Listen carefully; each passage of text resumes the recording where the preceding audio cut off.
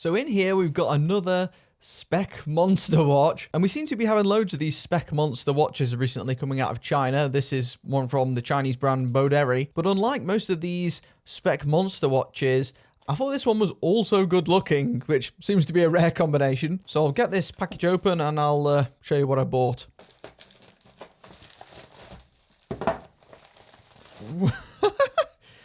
No. So these two Beaudary watches come in what can only be described as shipping containers. So I ordered these from the Beaudary website. I think they are also purchasable on AliExpress. I'll link them both in the video description. But what on... This is so bizarre. It's literally a shipping container. Can't say I've ever seen that before. It almost looks like a Velociraptor or something is going to come running out of this. Don't tell me the doors...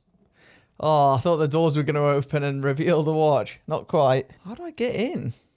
Oh, there we go. It's a little drawer. Packaging aside, we have the watch. And I'm glad I bought these.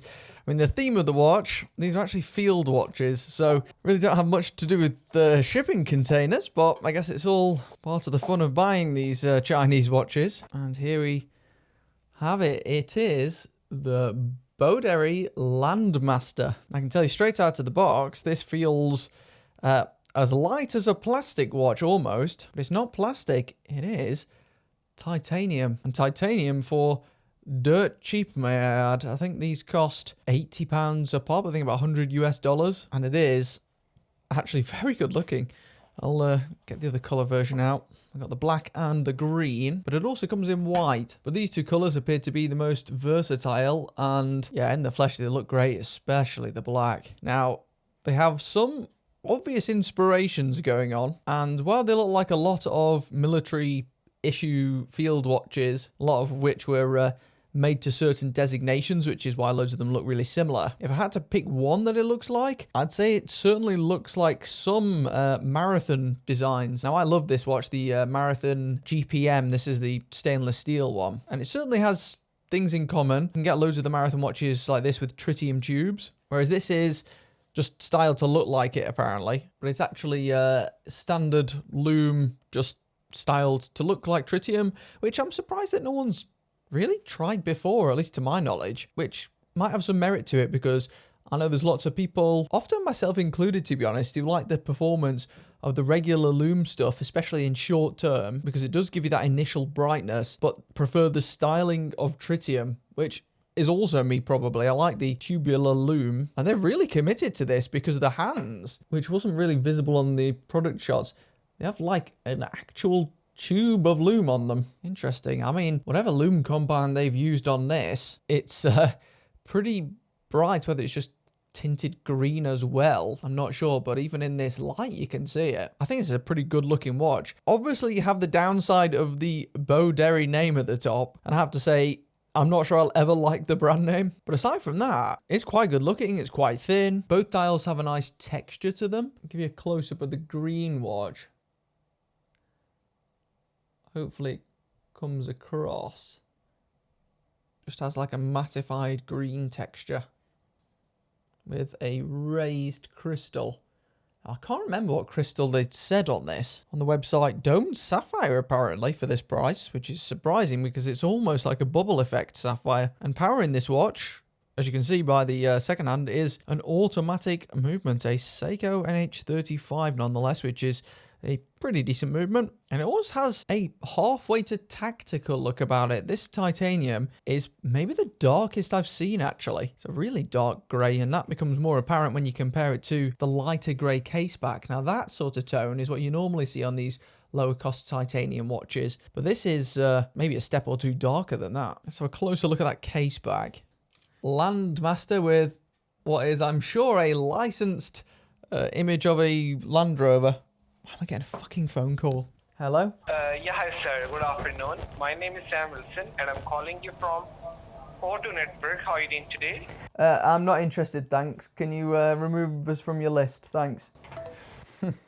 Rudely interrupted by a little scam call there. God, it's all happening today. But yeah, there's your case back. Fairly substantial from the looks of it. If I could get the camera to focus, you will see you do get some reflections, but these domed crystals always get reflections. And in this case, I think it's worth the trade-off because it definitely suits the styling of the watch. Now, width weighs just over 38 millimeters, just shy of 48 millimeter lug to lug. And it is quite thin, but not the thinnest. Might benefit from being on a single pass strap this. 12.8 with the domed crystal, and without it, quite a lot thinner, about 10 millimeters, maybe just under. So yeah, if you put this on a single pass strap, I think it could wear really well. I'll give you a close-up of each, then we'll try them on. Here's the black one, which probably is my favorite of the two. And there's the green one. Crown is screw down, by the way, and is very grippy. Oh, what up if I aligned it properly first? There we go. Now I'm anticipating this will wear bigger than the Marathon because a lot of the Marathon watches are tiny, or at least the ones I'm interested in. It also seems to have titanium keepers and a titanium buckle. And there's a look at it on my 6¼ inch wrist. I think this looks really, really good. And I mean, you're obviously covered as far as specs go. As for whether the water resistance is legitimately tested, that's another question. But it's a really cool design. I mean, it's super comfortable because it's just so lightweight. I wish that Loris would make a watch a bit like this. They already had that great set of quartz field watches, but never really expanded on that with any automatic alternative. This is like the natural successor to that. Now, at least in this configuration with that NATO style 2-pass band, the watch is probably a little bit big for my arm still, just because the lug to lug's quite long, but I'd say it wears more like a 39 millimeter overall. Very excited to test the lume, especially on this one with the green strips. I've really been enjoying making my videos on In the Loop and the newsletter that goes along with it, because I just get to try a lot more of watches like this that I normally wouldn't have time to even look at on Ben's Watch Club. There's kind of look at the thinness with that NATO style band. I can just try more things, hopefully give you better suggestions. I can't think of a great deal of other options out there that aren't just clones of other watches, because this doesn't seem to quite be a clone. While I might not like Beauderry's branding, at least they generally seem to be trying with more original designs, and they've landed on a pretty good one here. I'd say out of all the watches I've seen on their site, this is comfortably the best looking so far. I mean, maybe they're a copy of something else, like a Hamilton or something. You'll have to let me know in the comments section.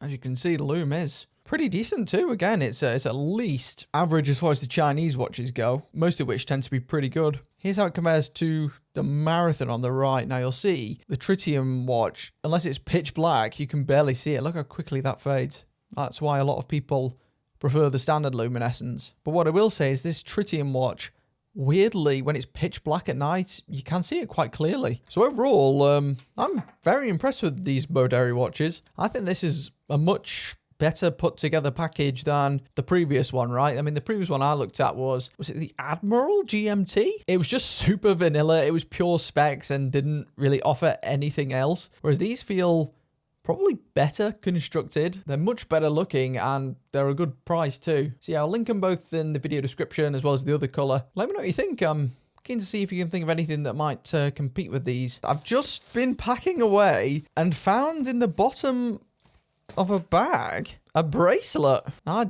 Oh yeah, I did order one of these with the bracelet. Forgot about that. Oh, so we can give it a try on the bracelet. I mean, this actually looks like a legit titanium bracelet. You've got to be kidding. Even the clasp. Yeah, titanium clasp. What? And after about 5 minutes of wrestling and maybe a tiny bit of damage to the case back, there it is on the bracelet. And it looks pretty good. It's actually not awful in terms of integration. Now, I've heard from a lot of these brands who use titanium in their construction that it can be quite tricky to match the bracelet with the case. And while this isn't a perfect match, and it's also not perfectly integrated, as you can see, the colour is surprisingly close. I've got to say, it's definitely serviceable and usable, no doubt. It does kind of extend the effective lug-to-lug distance, or at least this like penultimate link on each side is stiff, and I think deliberately stiff to try and give it like a curvature, but that does make the watch effectively wear a little bit bigger. But overall, the bracelet is not bad at all and might be worth considering. Solid links from the looks of it as well, even the end links. Only one micro adjustment though. That might be a slight issue. Nice work, Boderi, overall.